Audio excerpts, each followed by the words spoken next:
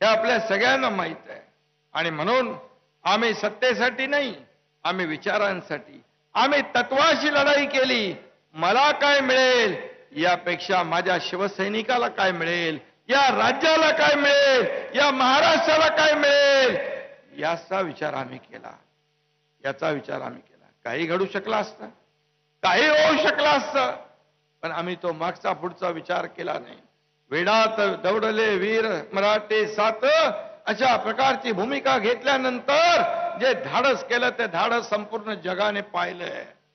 फक्त राज्याने महाराष्ट्राने नाही तर जगभरातल्या लोकांनी पाहिलेलं आहे. काय होणार, कसं होणार, अनेक लोकांना चिंता होती.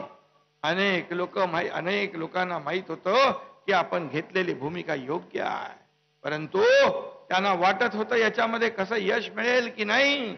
परंतु आपल्या सगळ्यांच्या आशीर्वादाने आणि आपली जी नीतिमत्ता नियत आहे, साफ आहे, याच्यामुळे आपल्या सगळ्यांच्या आशीर्वादाने त्यामध्ये यश मिळालं.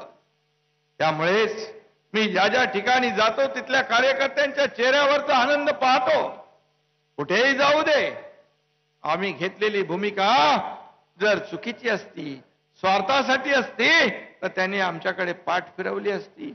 पण आज तुम्ही एवढ्या मोठ्या संख्येने इकडे आलेला आहात, हीच याच आम्ही घेतलेल्या निर्णयाच्या पाठीशी उभं राहण्याची पोच पावती आहे, असं मी म्हटलं तर वावगं ठरणार नाही. आणि म्हणून बाळासाहेब नेहमी सांगायचे, सत्ता येते, सत्ता जाते, पुन्हा येते, परंतु नाव एकदा गेलं की पुन्हा येत नाही, पुन्हा येत नाही. आणि म्हणून नाव जपायचं असतं. सत्तेपेक्षा नाव मोठं आहे, सत्तेपेक्षा विचार मोठे आहेत, सत्तेपेक्षा आपली जी काही सरकार, आपल्या पक्षाची आयडिओलॉजी आहे ते महत्वाची आहे. आणि म्हणून आपल्याला बाळासाहेबांचे विचार पुढे न्यायचे आहेत. बाळासाहेबांच्या विचाराचे वारसदार आपण आहोत.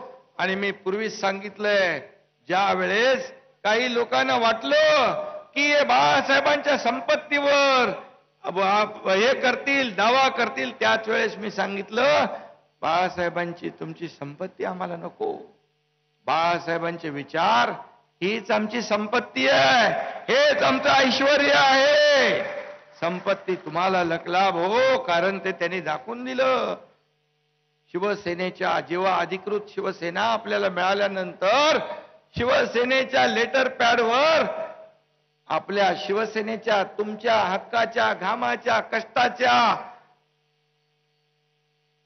खात्यामध्ये असलेल्या पैशावर मागणी केली 50 कोटी रुपये देण्याची.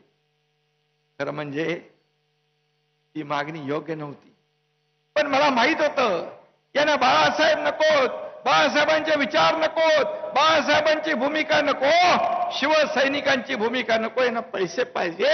एका मिनिटात या एकनाथ शिंदेने सांगितलं देऊन टाका, आणि ते 50 कोटी रुपये त्यांना दिले. हा विचार आपला आहे. आणि म्हणून आपण बाळासाहेबांचे विचार पुढे नेतोय.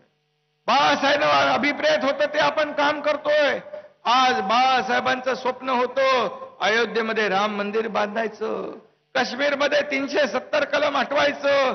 बाळासाहेब सांगायचे, मला 1 दिवस प्रधानमंत्री करा, 1 दिवस प्रधानमंत्री करा, मी 2 कामं करतो.